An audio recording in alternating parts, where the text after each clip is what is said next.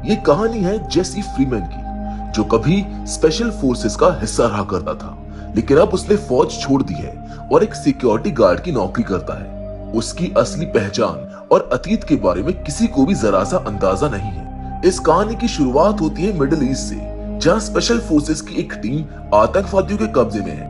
आतंकवादी उन्हें बुरी तरह टॉर्चर कर रहे हैं और एक एक करके उनके साथियों को मौत के घाट उतार रहे हैं। अगली बारी आती है एक लड़की की, जिसका नाम है वाइन। उस पर भी जुल्म ढाया जा रहा है ताकि उससे जरूरी जानकारी निकलवाई जा सके, लेकिन जब वाइन कुछ भी नहीं बताती तो आतंकवादी उसको मारने की तैयारी करने लगते हैं। और ठीक उसी समय सामने आता है जेसी, जो वाइन की जान बचाने के लिए कह देता है कि इस लड़की को कुछ नहीं पता। वो चाहता है कि इन आतंकवादियों का ध्यान उसकी तरफ चला जाए। उसकी ये चाल काम भी करती है और अब सारे आतंकवादी उसको पकड़ लेते हैं। जेसी को बुरी तरह टॉर्चर किया जाता है ताकि वो राज खोल दे, लेकिन जेसी जानता है कि अगर उसने कुछ भी बताया तो सैकड़ों साथियों की जान चली जाएगी। इसीलिए वो सब सहता रहता है और आखिरकार जानबूझकर बेहोश होने का नाटक करता है। आतंकवादी सोचते हैं कि अब जेसी मरने वाला है, लेकिन जैसे उन्हें लगता है कि सब काबू में है, जेसी अचानक उठ खड़ा होता है। वो अपनी बेड़ियां तोड़ता है और पलटवार करता है और एक एक करके सभी आतंकवादियों को बेहोश कर देता है। इसके बाद वो अपने दोनों साथियों को भी छुड़ा लेता है जो अब तक जिंदा थे, लेकिन तभी उन्हें एहसास होता है कि जाने से पहले एक आतंकवादी बम को एक्टिवेट कर चुका है। वक्त बहुत कम है, इसीलिए तीनों वहां से भाग निकलते हैं। अब जैसे वो बाहर आते हैं, अचानक से जबरदस्त धमाका होता है जो उस पूरी जगह को उड़ा देता है। इस विस्फोट में जेसी बेहोश होकर गिर पड़ता है, जहां कुछ समय बाद होश आने पर उसको पता चलता है कि उसके दोनों साथी मारे जा चुके हैं और अब सिर्फ वही जिंदा बचा है। वक्त गुजरता है और सालों बाद हम जेसी को एक बिल्कुल अलग जिंदगी जीते हुए देखते हैं। अब वो स्पेशल फोर्सेस का सिपाही नहीं रहा, बल्कि एक साधारण सिक्योरिटी गार्ड बन गया है। उसकी एक छोटी सी फैमिली है, उसकी पत्नी अलीशा, बेटा रायन और बेटी मारा। यही उसका पूरा संसार है। लेकिन परिवार को अक्सर उससे शिकायत रहती है कि वो अपने काम में इतना डूबा रहता है कि बच्चों को समय नहीं दे पाता। अलीशा उसको कई बार कहती है कि बच्चों को भी उसकी जरूरत है। आखिरकार जेसी भी इस बात को गंभीरता से लेता है और सोचता है कि आज वो अपने बच्चों को अपने काम की जगह पर लेकर जाएगा। वो एक बड़े बास्केटबॉल स्टेडियम में काम करता है, जहां उस दिन एक बहुत ही अहम मैच होने वाला है। जेसी को यकीन था कि उसके दोनों बच्चों को ये मैच जरूर पसंद आएगा, इसीलिए वो रायन और मारा को अपने साथ ले आता है। जहां अंदर आते ही वो उन्हें उत्साहित होकर कहता है कि आज का दिन तुम्हारी जिंदगी का सबसे अच्छा दिन होने वाला है, क्योंकि इस मैच को देखने सिर्फ आम लोग ही नहीं, बल्कि शहर की मेयर क्रिटिटन, गवर्नर पॉल और स्टेडियम की मालकिन डैना भी आने वाली है। जहां थोड़ी देर में डैना अपने बॉयफ्रेंड के साथ एंट्री करती है। अब अरबपति होने के कारण मीडिया की नजरें बस उसी पर टिकी रहती है। इधर जेसी अपने बच्चों को स्टेडियम का सर्वेलेंस रूम दिखाने लेकर जाता है, ताकि वो समझ सके कि मैच के पीछे कितनी सारी चीजें मैनेज करनी पड़ती है। वहाँ उनकी मुलाकात जेसी की बॉस डेविल और उसके साथी कस से होती है। ये सब देखकर बच्चे काफी एक्साइटेड हो जाते हैं, क्योंकि उनके लिए ये बिल्कुल नया था। इसी बीच कुछ लोग स्टेडियम में घुसते हैं, जिन पर सिक्योरिटी को शक होता है। जब उनसे पूछा जाता है तो वो कहते हैं कि वो वाईफाई वाले हैं। अब पूरी तरह चेकअप के बाद गार्ड्स उनको अंदर जाने की इजाजत दे देते हैं। उधर जेसी अपने बच्चों को उनकी सीट पर बैठा देता है। तभी उसकी नजर दो दर्शकों पर पड़ती है जो आपस में झगड़ रहे होते हैं। अब जेसी तुरंत दखल लेता है और उन्हें बाहर लेकर चला जाता है। दूसरी ओर वीआईपी लाउंज में डाना मेयर और गवर्नर से मिल रही होती है। दोनों उसकी तारीफ करते हैं कि शहर के डेवलपमेंट में उसका बहुत बड़ा हाथ है और पूरा शहर उसका शुक्रगुजार है। लेकिन तभी हालात अचानक बदल जाते हैं। वही लोग जो खुद को वाईफाई वाला बता रहे थे, असल में आतंकवादी निकलते हैं। सबसे पहले वो सिक्योरिटी सिस्टम को हैक कर लेते हैं और फिर नकली सिक्योरिटी गार्ड्स बनकर असली गार्ड्स को मारने लगते हैं। धीरे धीरे पूरा स्टेडियम उनके कब्जे में आ जाता है और एक एक कोने में वो बॉम्ब लगाना शुरू कर देते हैं। मैच चालू हो जाता है। भीड़ खुश होकर चीयर कर रही होती है। किसी को भी जरा सा भी अंदाजा नहीं होता है कि अंदर क्या हो रहा है। रायन और मारा भी मैच का मजा ले रहे होते हैं। उधर वीआईपी रूम में उन आतंकवादियों का बॉस जॉब घुसाता है। पहले तो वो बड़ी चतुराई से खुद को मासूम दिखाने की कोशिश करता है, लेकिन डाना को धीरे धीरे उसके ऊपर शक होने लगता है और जैसे ही जॉब को एहसास होता है कि उसका भेद खुलने वाला है, वो अपनी बंदूक निकाल लेता है। वो सीधा डाना पर निशाना साधकर कहता है कि अब उन्हें उसकी शर्तें माननी होंगी। गवर्नर पॉल उसकी बात काटते हुए कहते हैं, ये जगह कोई मजाक करने की नहीं है। तुम यहाँ पर आकर कुछ भी मांगोगे और हम मान लेंगे, लेकिन इससे पहले कि कोई कुछ समझ पाता, जॉब सीधा गोली चलाकर गवर्नर को मार देता है। कमरे में मौजूद सभी लोग सख्ते में आ जाते हैं, जबकि बाहर स्टेडियम में खेल नॉर्मल तरीके से चल रहा होता है। इधर रायन पूरी तरह मैच में डूबा होता है, लेकिन मारा अपने पिता के काम के बारे में बात करना चाहती है, जिस पर रायन उसे कह देता है कि उनके पापा का काम कोई खास काम नहीं है, वो तो बस एक सिक्योरिटी गार्ड है। ये सुनकर मारा को बहुत बुरा लगता है और गुस्से में वो कहती है कि मैं रेस्ट रूम जा रही हूँ, तुम अकेले मैच देखो। अब उस रेस्ट रूम को ढूंढते ढूंढते मारा गलती से उस हिस्से में पहुंच जाती है जहां आतंकवादी नकली गार्ड बनकर असली गार्ड्स को मार रहे होते हैं। ये नजारा देखकर वो भागने की कोशिश करती है, लेकिन तभी जॉब के 2 आदमी उसको पकड़ लेते हैं। अब मारा उनके कब्जे में है। दूसरी ओर जॉब डाना के सामने अपनी असली मांग रखता है। उसे तुरंत $1 बिलियन अपने एक सीक्रेट अकाउंट में चाहिए। अब हम देखते हैं कि जॉब की टीम में मौजूद हैकर, जिसका नाम गामा है, डाना के हाथ में एक फोन थमा देती है। उसका मकसद ये था कि डाना उसमें अपनी सारी डिटेल्स डाल दे ताकि पैसे ट्रांसफर हो सके। इसी दौरान मामा नाम की एक महिला सभी कम्युनिकेशन सिस्टम्स को बंद कर देती है, ताकि अगर किसी को हल्का सा भी शक हो तो भी वो बाहर किसी को कुछ ना बता पाए। दूसरी ओर जैसी अपने बच्चों के पास पहुंचता है, लेकिन उसको पता चलता है कि मारा वहां पर नहीं है। जब वो रायन से पूछता है तो रायन बताता है कि मारा रेस्टरूम गई है। ये सुनकर जैसी गुस्सा हो जाता है और रायन को डांटता है कि उसे अपनी बहन के साथ रहना चाहिए था। तभी उसको याद आता है कि वीआईपी पास के अंदर ट्रैकिंग डिवाइस लगा हुआ है। वो तुरंत डिवाइस एक्टिवेट करता है, लेकिन जॉब के लोग भी इस हरकत को पकड़ लेते हैं और मारा के सिग्नल को बाउंस कर देते हैं। अब जैसी पूरी ताकत से मारा की तलाश में लग जाता है। तलाश के दौरान उसका सामना एक नकली सिक्योरिटी गार्ड से हो जाता है, जहां एक लंबी लड़ाई के बाद जैसी उसको मार गिराता है। फिर उसकी मुलाकात गस से होती है और वो उसको पूरी सच्चाई बता देता है कि असली गार्ड्स की जगह आतंकवादियों ने ले ली है और कुछ बड़ा होने वाला है। वो दोनों मिलकर कंट्रोल रूम की तरफ बढ़ते हैं। जैसे ही वो वहां पर पहुंचते हैं, वो देखते हैं कि जॉब के आदमी पूरे कमरे में फैले हुए हैं।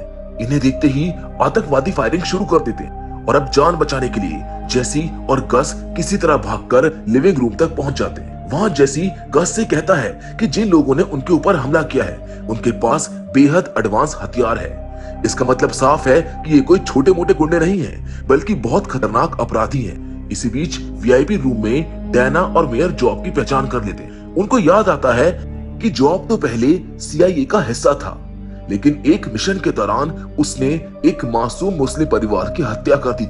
उस घटना के बाद लोग उसके खिलाफ हो गए और उसे आतंकवादी घोषित कर दिया गया। यही वजह है कि उसका करियर तबाह हो गया और आज वो इस रास्ते पर उतर आया है। अपनी पुरानी बातें सुनकर जॉब गुस्से से पागल हो जाता है और सब पर चिल्लाने लगता है कि अब वो कुछ भी कर सकता है। जहां दूसरी ओर मारा, जो कैद में है, भागकर छुपने की कोशिश करती है। उसकी निगरानी ओमेगा नाम के एक आदमी को सौंपी जाती है। अब ओमेगा को काफी देर लगती है उसको ढूंढने में, जिसके बाद वो उसको धमकी देता है कि अगर उसने दोबारा ऐसी हरकत करी तो वो उसको मार देगा। उधर जेसी और गस जैसे ही बाहर निकलते हैं, उनकी नजर गामा पर पड़ती है। जेसी तुरंत समझ जाता है कि ये भी आतंकवादियों के साथ मिली हुई है।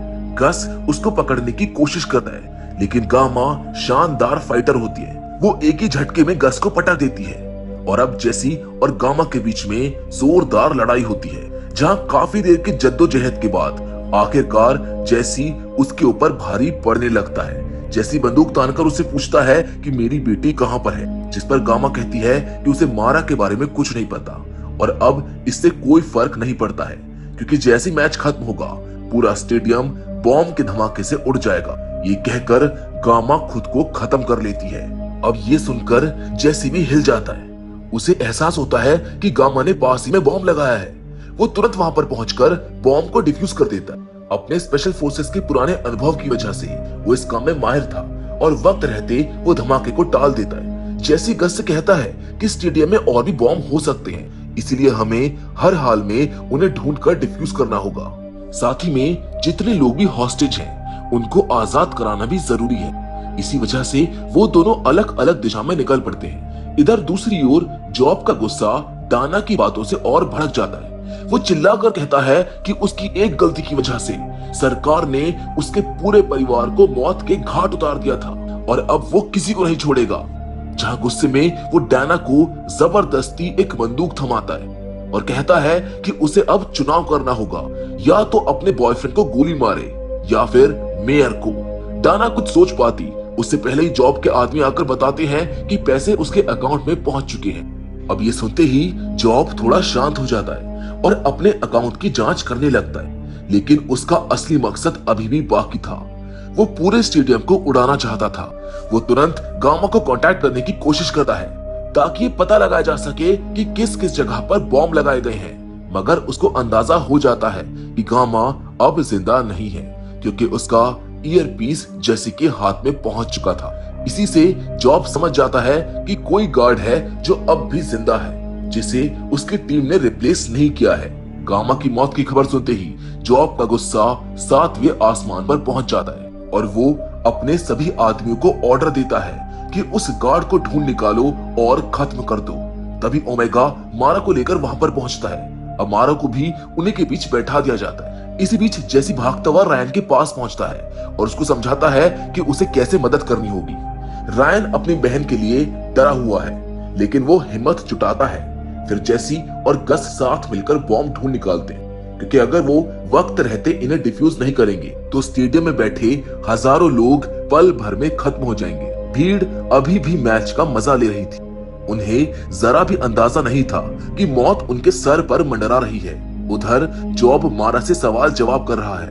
वो उसको डराने की कोशिश करता है और कहता है कि उसको पता है कि उसके पिता उसे ढूंढ रहे हैं क्योंकि वो यहाँ पर सिक्योरिटी गार्ड के रूप में काम करता है। लेकिन मारा एकदम निडर होकर खामोश रहती है। उसकी आंखों में जरा भी डर नहीं दिखता। वहां मौजूद सब लोग हैरान रह जाते हैं कि इतनी छोटी बच्ची में इतनी हिम्मत कैसे हो सकती है। आखिरकार मारा जॉब को जवाब देती है कि उसको अंदाजा भी नहीं है कि उसके पिता कौन है और अगर वो यहाँ पर पहुंच गए तो जॉब का बचना मुश्किल है। दूसरी ओर जैसी लगातार बॉम्ब डिफ्यूज कर रहा है, जिसके बाद वो एक नया प्लान बनाता है और अनाउंसमेंट रूम की ओर दौड़ पड़ता है ताकि वो वहां से इमरजेंसी एग्जिट करा सके। वहां मौजूद आदमी को वो सारी स्थिति समझाने की कोशिश करता है, लेकिन वो जैसी की बात पर विश्वास ही नहीं करता। और तभी अचानक जॉब के 2 आदमी वहां पर आ धमकते हैं और उनके ऊपर हमला कर देते हैं। जहां अफरा तफरी में जैसी किसी तरह जान बचाकर बाहर निकल जाता है, लेकिन पीछे वो अनाउंसर रह जाता है जो उसकी बात पर यकीन नहीं कर रहा था, जो उनकी गोली का शिकार बन जाता है। अब बाहर आते ही जैसी की मुलाकात अपने बॉस डेविन से होती है। जैसी उसे पूरी सच्चाई बताता है कि स्टेडियम में वास्तव में क्या चल रहा है, लेकिन बातचीत के दौरान ही जैसी को एहसास होता है कि शायद डेविन भी उन आतंकवादी के साथ मिला हुआ है और तभी डेविन उसके ऊपर बंदूक तान देता है। जैसी तुरंत अपना ईयरपीस ऑन करता है और जॉब की टीम को ऑर्डर भेजता है कि वही असली गार्ड उनके सामने खड़ा है और अब वो उसे मारने वाला है। अब डेविन जैसी उसको मारने की कोशिश करता है, उससे पहले ही जैसी फुर्ती दिखाकर उसकी बंदूक को छीन लेता है। दोनों के बीच काफी लंबी लड़ाई होती है, लेकिन आखिरकार बाजी जैसी के हाथ लगती है। वो डेविन को मार देता है, जिसके बाद वो उसका ईयरपीस उठाता है ताकि जॉब को ये यकीन रहे कि डेविन अब भी जिंदा है और इसी बहाने उसे अपनी बेटी मारा की लोकेशन का भी पता चल जाता है, जो कि वीआईपी रूम में कैद थी। उधर जॉब के सामने जैसी की फाइल आ जाती है। उसको पता चलता है कि जैसी कोई मामूली गार्ड नहीं है, बल्कि वो एक स्पेशल फोर्सेस का टॉप ऑफिसर रह चुका है। ये जानकर जॉब की हालत खराब हो जाती है, क्योंकि उसको समझ में आ जाता है कि ये आदमी उसके पूरे मिशन को तबाह कर सकता है। वो गुस्से में फिर से मारा से पूछताछ करता है और बातचीत में उसको ये भी पता चल जाता है कि मारा का एक भाई भी है। वो तुरंत ओमेगा को ऑर्डर देता है कि जाओ और इसके भाई को पकड़ कर लाओ। ओमेगा रायन तक पहुंचता है और मीठी मीठी बातें कर उसको साथ ले जाने की कोशिश करता है, लेकिन रायन को अपने पिता की कही बात याद थी कि किसी भी हालत में अपनी सीट से मत उठना, इसीलिए वो उसके साथ जाने से इनकार कर देता है। जब ओमेगा जबरदस्ती करने लगता है तो रायन जोर से चिल्लाता है, जहां आसपास बैठे लोग उसको देखने लगते हैं और ओमेगा समझ जाता है कि ऐसे वो उसको यहाँ से लेकर नहीं जा पाएगा। अब नाकाम होकर वो वहाँ से भाग निकलता है। इसी बीच जॉब की टीम सर्विलांस रूम में देखती है कि जैसी कहाँ पर छुपा हुआ है। वो तुरंत 3 असैसिन्स को वहाँ पर भेज देता है, जिनमें ओमेगा भी शामिल होता है। वो जेसी के ऊपर धावा बोल देते हैं, लेकिन जितना आसान ये सब सोच रहे थे उतना आसान होता नहीं है। जेसी एक एक करके इन सबको मार गिराता है, जहां आखिर में उसका सामना ओमेगा से होता है। अब इन दोनों के बीच में भी काफी लंबी और जबरदस्त लड़ाई होती है, जिसके बाद जेसी ओमेगा को भी मार गिराता है। अब जेसी गस के पास पहुंचता है, जहां पर ये दोनों मिलकर स्टेडियम के ब्लूप्रिंट पर नजर डालते हैं और वीआईपी रूम तक पहुंचने का रास्ता ढूंढते हैं। गस बाहर निकलकर हालात का जायजा लेता है और तभी उसे एक और बॉम्ब दिखाई देता है। अब चूंकि जेसी वहां पर नहीं था, इसीलिए गस खुद ही उसको डिफ्यूज करने की कोशिश करता है। लेकिन जब उसको लगता है कि ये संभव नहीं है, तो वो बम उठाकर दौड़ पड़ता है। इधर जॉब डेटोनेटर दबाने वाला होता है कि तभी कांच तोड़ते हुए जेसी वहां पर आ धमकता है। जॉब जेसी को देखते ही बटन दबा देता है, लेकिन उसको ये मालूम नहीं था कि लगभग सारे बॉम्ब पहले ही डीएक्टिवेट हो चुके हैं, जबकि गस ने उस बॉम्ब को एक बॉक्स में डाल दिया था। इसीलिए उसके धमाके से किसी को चोट नहीं पहुंचती है। ये देखकर जॉब बौखला उठता है और गोलियां चलाने लगता है, जिसके जवाब में जेसी उसके एक एक आदमी को मार देता है। ये देखकर जॉब समझ चुका है कि अब बारी उसकी है, इसीलिए वो मारा को पकड़कर भीड़ की तरफ भागने लगता है। लोग डर के मारे चीख पुकार मचाते हैं। तभी घर पर मौजूद अलीशा को भी खबर लगती है कि स्टेडियम में ब्लास्ट हुआ है। उसे अपने परिवार की चिंता होती है और वो फौरन वहां पहुंचने के लिए निकल जाती है। इधर जेसी और जॉब आमने सामने आ जाते हैं। इन दोनों के बीच में भी जबरदस्त भिड़ंत शुरू होती है, जहां लड़ाई के दौरान जॉब चाकू से जेसी को घायल कर देता है, जिससे वो नीचे गिर पड़ता है। मारा ये सब देखकर सहन नहीं कर पाती और पूरी ताकत से जॉब को लात मार देती है। अब गुस्से में पागल जॉब उसको नीचे फेंकने की कोशिश करता है, लेकिन ठीक उसी वक्त जेसी फिर से खड़ा होता है और अपनी बेटी को बचा लेता है। जिसके बाद दोनों के बीच में एक आखिरी लड़ाई होती है, जहां पर जेसी को पता चलता है कि जॉब ने अपने पूरे शरीर पर बॉम्ब लगाए हुए हैं, जिसका डेटोनेटर उसने ऑन भी कर दिया है। तभी वहां पर डाना पहुंचती है और गोली चलाकर जॉब को घायल कर देती है। जेसी मौका पाकर उस पर जोरदार हमला करता है। वो उसको इतनी जबरदस्त लात मारता है कि जॉब हवा में उछल जाता है और तभी वो बॉम्ब फट जाता है। धमाका बहुत बड़ा होता है, लेकिन किसी को भी इसमें चोट नहीं लगती है, सिवाय जॉब के, जो इस धमाके में मारा जाता है। स्टेडियम में अब सब सुरक्षित थे। जेसी अपने बच्चों के साथ बाहर निकलता है और वहीं उसकी पत्नी अलीशा उनका इंतजार कर रही होती है। ये पूरा परिवार एक दूसरे से गले लग जाता है। डायना जेसी के पास आती है और उसका शुक्रिया अदा करती है, जिसके बाद वो उसको एक नया ऑफर देती है, स्टेडियम के सिक्योरिटी हेड की पोस्ट का। लेकिन जेसी मुस्कुराकर कहता है कि इस बारे में वो सोचकर बताएगा, क्योंकि इस वक्त उसके लिए सबसे अहम उसका परिवार है। जिस खूबसूरत पल के साथ ये कहानी यहीं पर खत्म हो जाती है। तो दोस्तों, मैं उम्मीद करता हूँ कि वेलकम टू सडन डेथ की कहानी आपको पसंद आई होगी। बाकी फिलहाल आज के इस वीडियो में बस इतना ही, लेकिन हमेशा की तरह हम आपसे जरूर मिलेंगे, और वो भी एक और नई इंटरेस्टिंग कहानी के साथ। पर तब तक के लिए धन्यवाद।